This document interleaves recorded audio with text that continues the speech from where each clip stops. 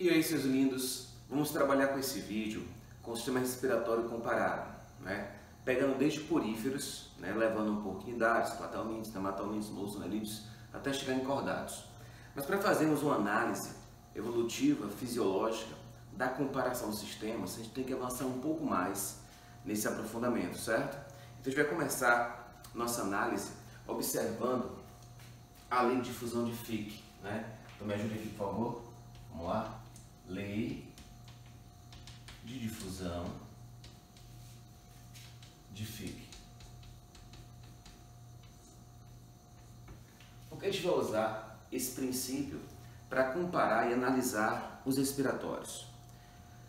Porque os respiratórios, tendo ou não um sistema complexo, está baseado na difusão.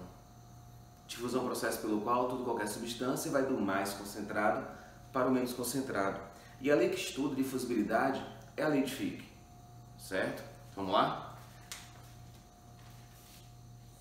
A difusibilidade de um componente qualquer é igual ao coeficiente de fusão naquele meio, ou seja, por exemplo, é mais fácil se difundir na água que no óleo, por exemplo, né?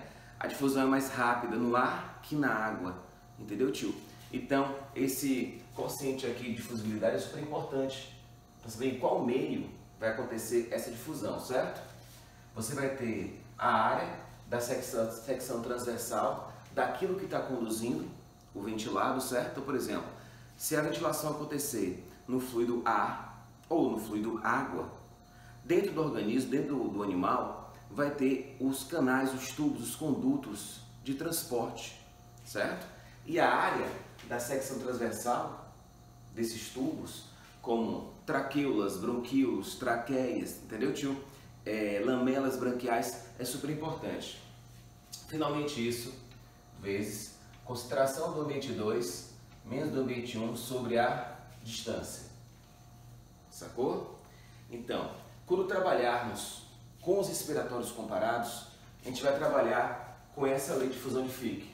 Tudo bem, tio? Ou seja, a difusibilidade de um componente qualquer, nesse caso meu interesse é oxigênio e gás carbônico, certo? Vai depender do meio que vai acontecer essa difusão. No nosso caso, em zoologia, o interesse aqui do meio é se vai ser água, não é? Nos animais aquáticos, ou se vai ser ar nos animais terrestres, certo, tio? Aí o bicho pega. Por qual motivo? A água, ela é mais viscosa que o ar. O ar comparado à água é menos viscoso, beleza? A água é mais densa que o ar. O ar comparado à água é menos denso. Então, só por isso aqui, a difusibilidade no ar é bem mais intensa, bem mais rápida, bem mais fácil que a difusibilidade na água, certo? Mas não é só isso não. Se você trouxer para aquilo que nos interessa, que é o oxigênio, você na água encontra, olhe bem, se for um riacho lótico, um riacho de águas ágeis, batendo em rochas, com queda d'água, com tudo, ou seja, com condições de aeração, você vai encontrar nessa água 10 ml de oxigênio por litro d'água. Se você pegar uma porção de ar não saturado, uma porção de ar em fluxo, né, no meio natural, você vai encontrar no ar oxigênio 200 ml por litro de ar. Ou seja, por esses fatores é muito mais fácil, ó, respirar no ar que respirar na água, sacou, tio? E nós sabemos, por análise comum, por análise própria, que animais aquáticos que tiram oxigênio da água não são menos ativos por isso. Sacou a ideia? Então quer dizer que a evolução deu para os aquáticos estratégias adaptativas, né? Uma adaptabilidade que permitisse que ele, mesmo com esse revés, sacou? Pudesse vencer e assim explorar melhor o seu meio. Então, os animais que a gente vai ressaltar na estante, por respiração branquial, por exemplo, ou respiração cutânea, ou respiração direta, você vai ver que esses animais eles têm estratégias para compensar essa dificuldade aqui. Tudo bem, tio? Outro ponto.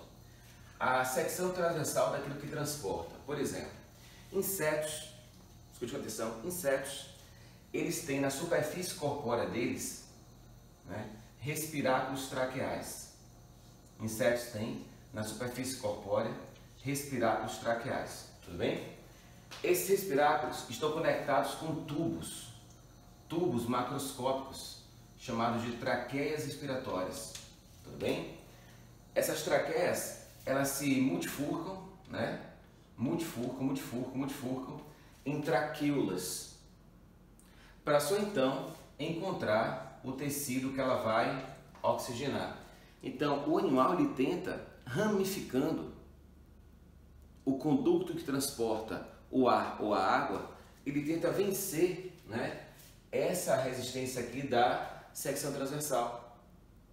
Sacou, tio? Ele precisa que a secção transversal, a área da secção transversal, daquilo que está conduzindo o ar e a água, favoreça a troca gasosa. Sacou a ideia, tio? Que acompanhe com atenção, ó. Digamos que aqui eu tenho uma superfície de troca de gases, certo? Então aqui está uma superfície de troca de gases.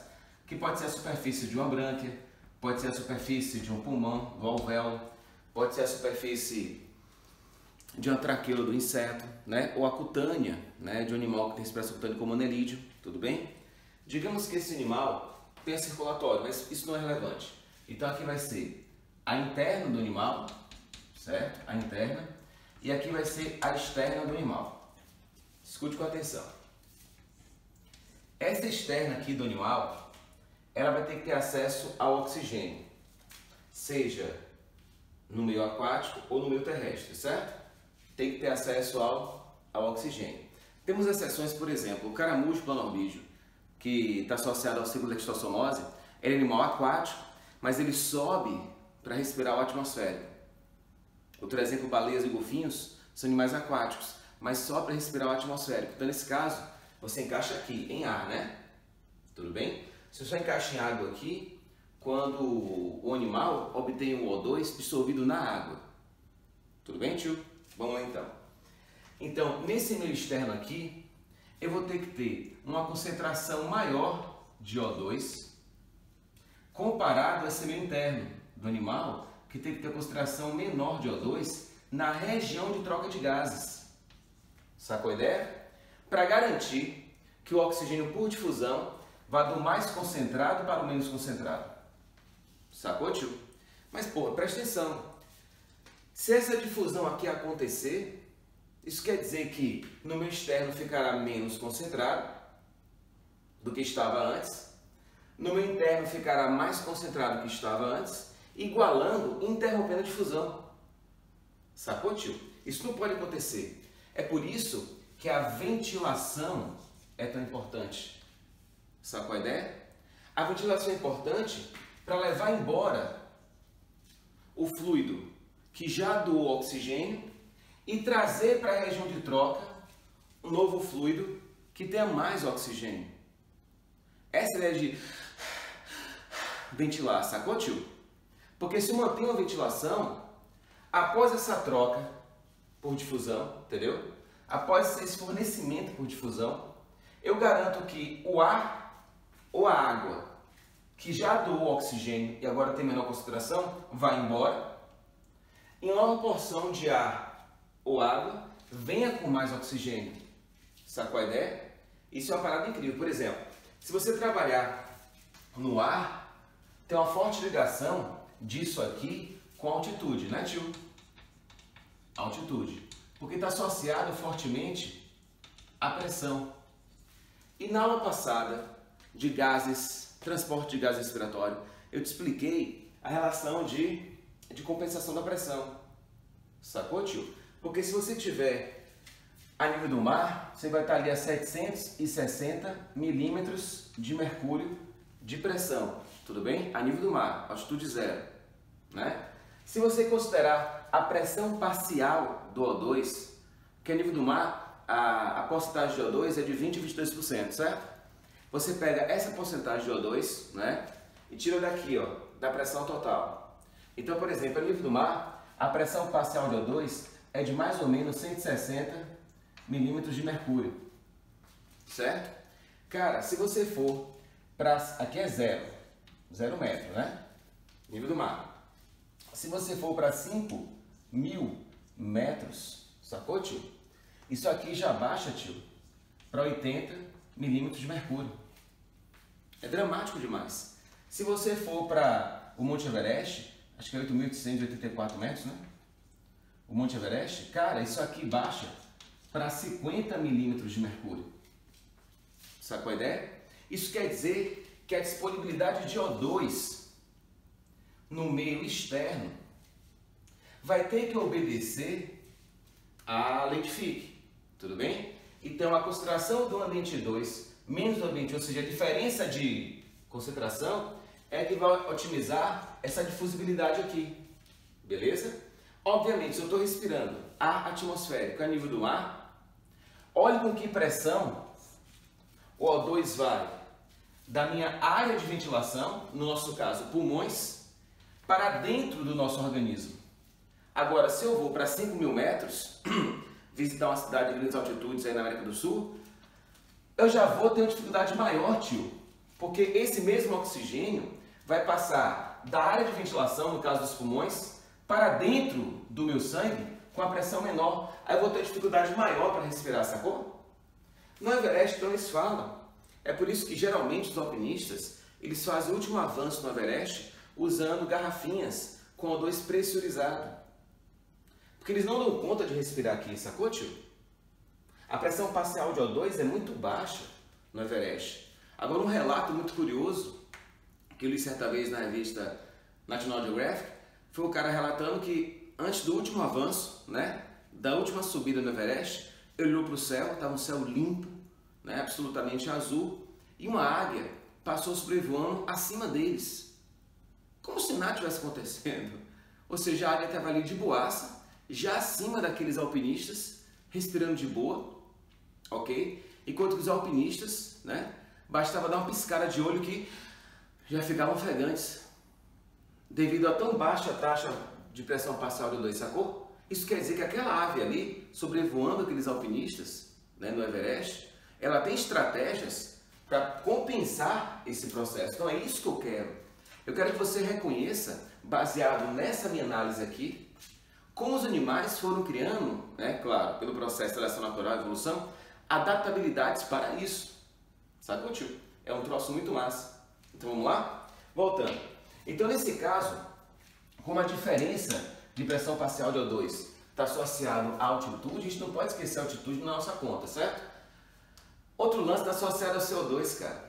O CO2 é muito legal, porque o CO2, no ar que a gente ventila aqui, ó, nesse ar ventilado, nos nossos pulmões, por exemplo, a taxa de O2, ou CO2, perdão, a taxa de CO2 é de 0,03%. Sabe qual a diferença? Então tente imaginar quanto é a pressão parcial de CO2 a nível do mar. Cara, é muito baixa. Isso quer dizer que qualquer porção de sangue, no nosso caso, né, circulatório fechado, ou qualquer porção de hemolinfa, no caso circulatório aberto, que tenha um pouquinho mais de CO2, porque veio das células que fazem respiração aeróbica, então aqui eu já vou ter uma maior concentração de CO2, né, nos fluidos internos, e naturalmente eu vou ter menor concentração de CO2 no meio ventilatório, entendeu, tio? Seja pulmões, meio externo, ar, água, não importa. Então, naturalmente, o nosso organismo despende CO2 do mais para o menos. Então, liberar CO2 não é dificuldade para nós, né, animais que respiramos o ar ou animais que respirem água. Então, essa ventilação aqui não vai dar problema nenhum. Acontece casos raríssimos do peixe, por exemplo, um exemplo, o peixe está num lago, lagoa, uma represa, onde as condições são adversas. Por exemplo, tem muita matéria orgânica, tem muita eutrofização, tem alta turbidez, sacou? Tem baixa mobilidade da água. Aí, nesse caso, pode acontecer de na água circulante ter quase tanto CO2 quanto no fluido interno do animal. Aí, nesse caso, o animal vai ter dificuldade de liberar o CO2, né? E pode morrer por esse motivo. Sacou a ideia, tio? Mas salvo essas exceções, do CO2 de dentro dos nossos fluidos, no nosso caso sangue, para nosso órgão ventilatório, no caso os pulmões, é espontâneo, né? Agora, claro, repetindo, né? A gente pode esquecer isso. Se o CO2 vai do mais para o menos concentrado, isso quer dizer que no sangue, no nosso caso, vai ter menos CO2 então, tudo bem? E no pulmão, nos alvéolos, vai ter mais CO2 então. Aí chega o equilíbrio, aí pararia a difusão. Para não parar a difusão, o sangue continua correndo, né? Nos seus vasos que assistem seus alvéolos, e você continua respirando, ventilando, para manter o fluxo nos pulmões. Ou seja, o fluxo do sangue, da hemolinfa, né, dentro do organismo, o fluxo constante, e o fluxo de ar ou de água no órgão ventilatório vai garantir essa diferença de concentração.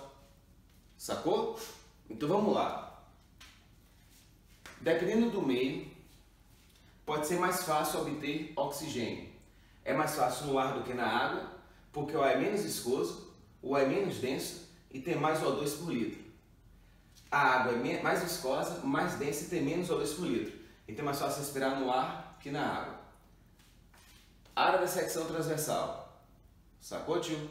Então, se eu tenho uma área maior, eu tenho mais difusão, obviamente. É por esse motivo que a traqueia se ramifica em 2 brônquios, o brônquio se multifurca em milhares de bronquíolos, ou milhões de bronquíolos, e na pontinha deles há uma dilatação para aumentar a de contato.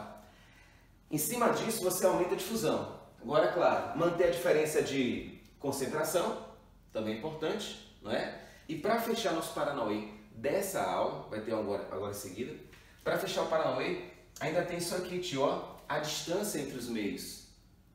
Sacou a ideia ou não?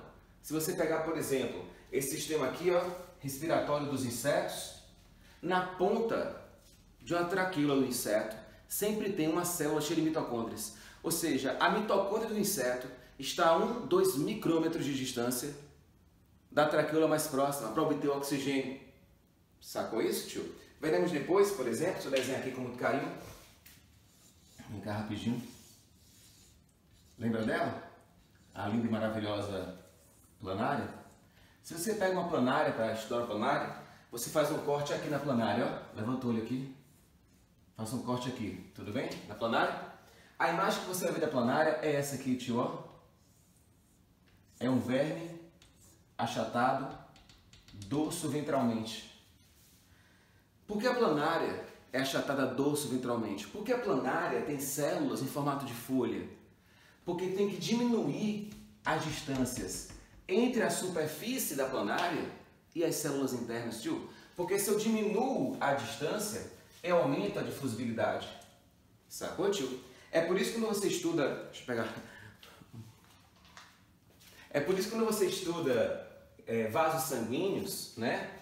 Eu, quando desenho para você um capilar sanguíneo, por exemplo, aqui um capilar, certo? Eu te explico que aqui, tio, ó, são células do endotélio capilar. Mas como assim, professor? Endotélio é a superfície do capilar. Ah, mas é uma camada só de células? É uma camada só de células. Ou seja, entre o sangue correndo dentro desse capilar e as células circunvizinhas desse capilar, a distância é de 1, 2 micrômetros, parceiro. Ou seja, o capilar é tão fino, mas tão fino, suas superfícies endoteliais são tão finas, que a troca gasosa entre as células e os capilares é otimizada porque a distância é menor, sacou, tio? Logo a difusibilidade será maior. Sacou a ideia? Bora fechar para adiante? Pode pegar um cantinho aqui, eu vou apagar aquele cantinho ali para... Deixa eu pegar um apagador aqui, peraí. Bora pegar esse canto aqui. Ficou um pouco sujinho, não foi? Mas vai ser isso. Outro ponto a ressaltar, essa você tem que prestar atenção que é muito legal, velho. Ó, você pega um gráfico, eu adoro gráficos, viu? Se você pegar o gráfico da temperatura do meio, né? Pela pressão parcial de O2 desse meio, Olha que massa. À medida que a temperatura aumenta no meio, digamos, bora usar como exemplo água, certo? O meio aquoso.